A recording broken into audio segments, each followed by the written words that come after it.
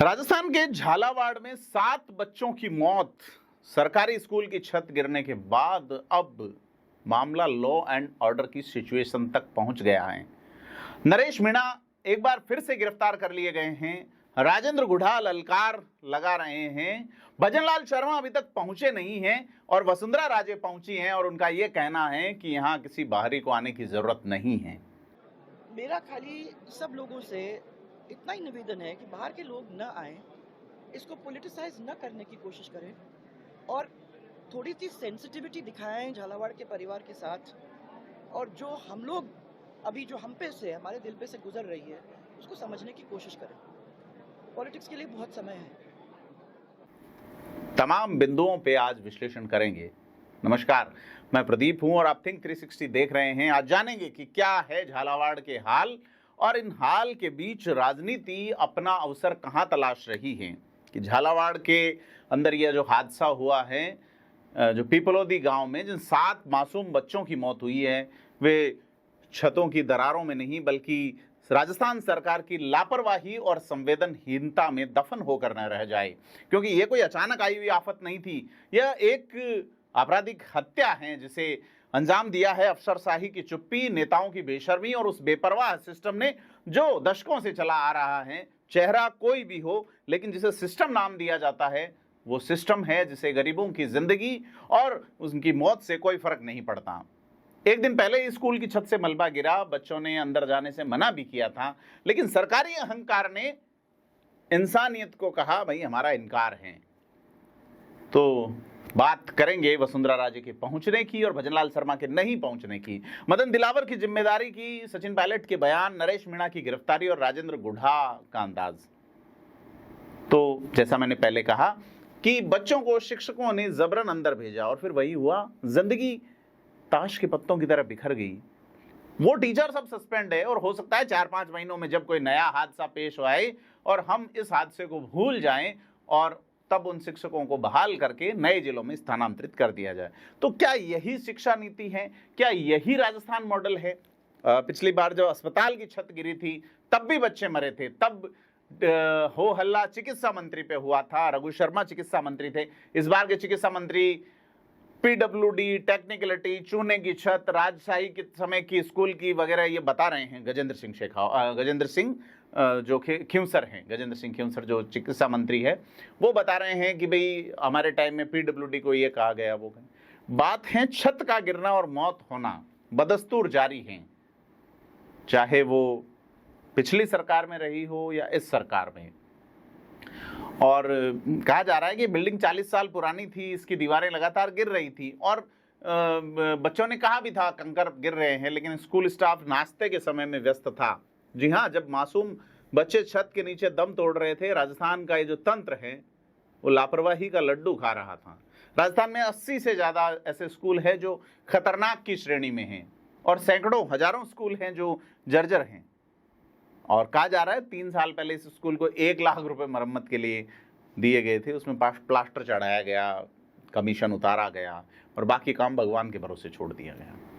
लेकिन सवाल ये है कि जब जयपुर से 14 जुलाई को एक आदेश दिया गया था कि जर्जर इमारतों में कक्षाएं नहीं लगे, तो इस स्कूल को किस राजकीय छूट ने इजाजत दी?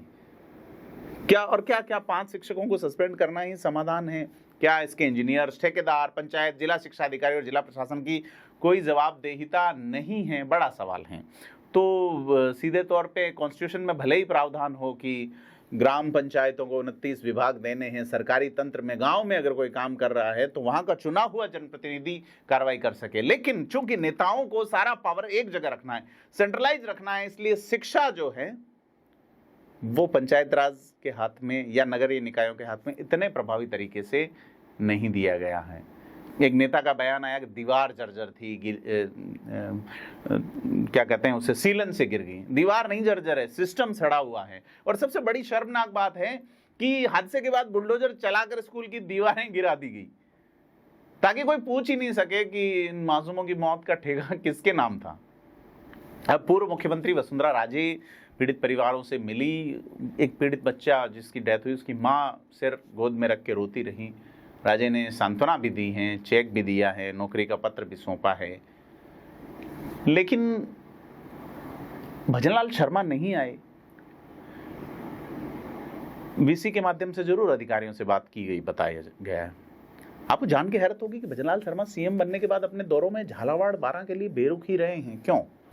इलाका वसुंधरा राजे का है, परंतु भजनलाल शर्मा का यहां से बेरुख रहना न केवल सत्ता बल्कि संगठन का भी बड़ा सवाल है कि वसुंधरा राजे को कितना भी किनारा करने की कोशिश की गई है सत्ता और संगठन की ओर से, वो इस राजस्थान में मौजूद हैं। आज भी राजस्थान की राजनीति में देखा जाए तो हाड़ौती और पूर्वी राजस्थान के 3 भाजपा नेता अभी भी नतमस्तक नहीं हैं मौजूदा नई सत्ता के सामने, जिसमें एक किरोड़ी मीणा है जो कि अपने अंदाज में चल रहे हैं, दूसरे ओम बिरला है और तीसरी वसुंधरा राजे। तो ओम बिरला संवैधानिक पद पे है, लेकिन अगर भजनलाल शर्मा की जगह किसी निर्विवादित व्यक्ति को बिठाना तय किया जाए और ये तीनों लोग आपस में तय कर लें तो ओम बिरला लगभग, ऐसा लगता है व्यक्तिगत तौर पे मुझे, कि पहले नंबर पे हो सकते हैं, क्योंकि कास्ट एंगल बैठता है, तमाम चीजें। चूंकि राजनीति का संभावनाओं का खेल है और हम संभावनाओं पे बात कर सकते हैं, लेकिन फिर कभी इस मुद्दे पे नरेश मीणा जेल से जमानत पर छूटकर यात्राएं निकाल रहे हैं हाड़ौती में। यह यात्रा एक दिन कोटा, एक दिन झालावाड़, एक दिन अगेंस्ट ओम बिरला, एक दिन अगेंस्ट वसुंधरा राजे। क्या लगता है आपको? और इस यात्रा को क्या सरकारी तंत्र की शह है कि तीनों बड़े नेताओं के खिलाफ एक लामबंदी का मैसेज निजाम देता है और उसकी पालना में नरेश मीणा थोड़े फिट बैठते नजर आते हैं? यह भी एक कयास हो सकता है, लेकिन नरेश मीणा के पास यूथ एनर्जी है, जातीय वोट बैंक है और हाल ही में चर्चा में लगातार बने रहने का आधार है। फिर जननेता तो वो है ही, वोट सिक्योर कर रहे हैं, हर विधानसभा चुनाव में दबंग हैं और दम रखते हैं, टीम है, और साथ ही राजेंद्र गुढ़ा उनके साथ आ गए। ऐसे में नरेश मीणा पे दांव सरकार अगर खेलती है तो एक प्रभाव उत्पन्न करता भी है। लेकिन बड़ी चीज़ ये है कि राजेंद्र गुढ़ा की अगर बात करें कि शिवसेना से जो चुनाव लड़े थे और अभी कथित तौर पे खिलाफ है भजनलाल सरकार हैं, और उनकी ये खिलाफत वैसे पहले कैसे भाजपा की झुंझुनू वाली उपचुनाव वाली सीट में विजय का कारण बनी थी, इस पे भी फिर कभी अपन डिटेल में बात करेंगे। मास्टर और प्रिंसिपल उनको गिरफ्तार करने के बजाय नरेश भाई को इंसाफ मांगने के लिए उसको जेल में डाल दिया। ये लोकतंत्र नहीं है। विधानसभा का चुनाव, उपचुनाव मैंने भी झुंझुनू से लड़ा था, इधर नरेश ने भी चुनाव लड़ा था, और इस सरकार ने कलेक्टर और एसपी के दम पर, पुलिस और प्रशासन के दम पर वोटों को कैप्चर करके हम लोगों को हराने का काम किया और 2 वोट। लेकिन क्या 7 मासूम बच्चों की मौत का यह मौका सही है राजनीति करने का? नरेश मीणा 1 करोड़ रुपए मुआवजा और उसकी मांग को लेके लाठीचार्ज तक की नौबत पे बैठे रहे वहाँ पे, और लाठीचार्ज हुआ और वहाँ पे जब खदेड़ा गया उसके बाद वसुंधरा राजे की एंट्री हुई। वो कौन से क्या नहीं करना चाह रहा हूँ, ये मेरे साथ बैठे हैं जिनके एक बेटा इनका बड़ा अब ये अगर एक परिचय मान जाएंगे तो मैं तो कौन होता हूँ ठेकेदार बनने वाला। इनके लिए हम करते हैं खुला। एम्बुलेंस आएगी आपकी, एम्बुलेंस को कोई नहीं रोकेगा। इधर बैठो, इधर बैठो, थोड़ा सा इधर सरका लेते हैं, थोड़ा सा इधर सरका लेते हैं, थोड़ा सा इधर सरका लेते हैं हमारा रास्ता। हम कोई डिस्टर्ब नहीं करना चाहते हैं, कोई एम्बुलेंस में दिक्कत हो या मैं तो वहाँ भी नहीं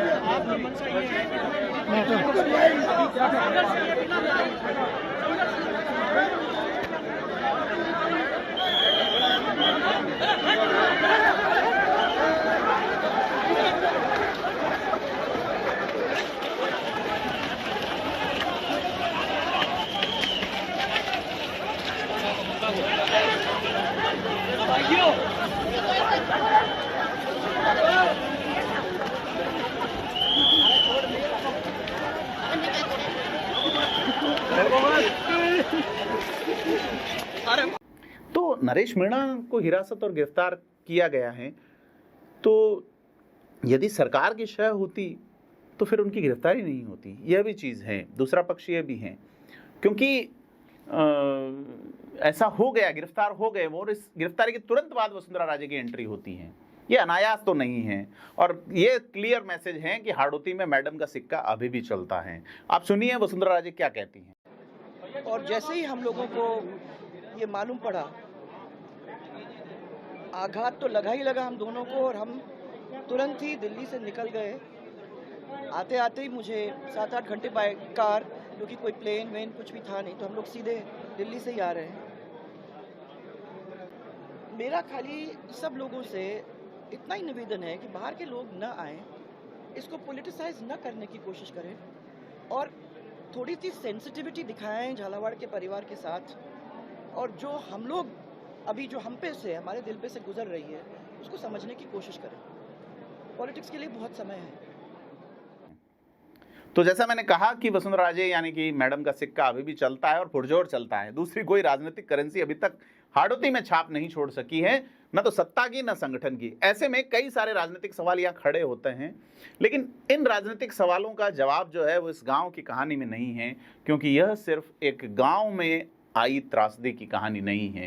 राजस्थान के प्रत्येक जिले से यही दर्द निकल रहा है। हर गांव हर शहर में एक और स्कूल ढहने को तैयार हैं।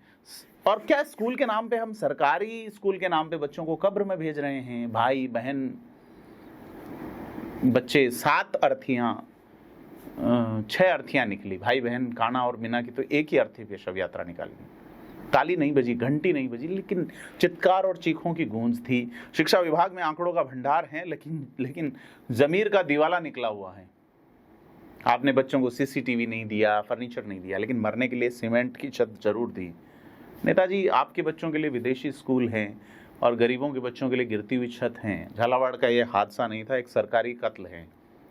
और अब सरकार से क्या सवाल करें? हम सभी से हैं कि हम इस सिस्टम की चुप्पी को कब तक सहते रहेंगे। अब राजनीति शुरू हो चुकी है, सरकारी हाथों में आंसू नजर नहीं आते हैं। 7 बच्चों की मौत एक सवाल उठा रही है, हमें अवसर दे रही है बोलने का, जागने का, और इस ढहते हुए सिस्टम को रोकने का, ठीक करने का, बदल देने का, या मुझे नहीं पता क्या करने का। आप सवाल पूछिए, क्योंकि अगली गिरने वाली छत आपके बच्चे की भी हो सकती है।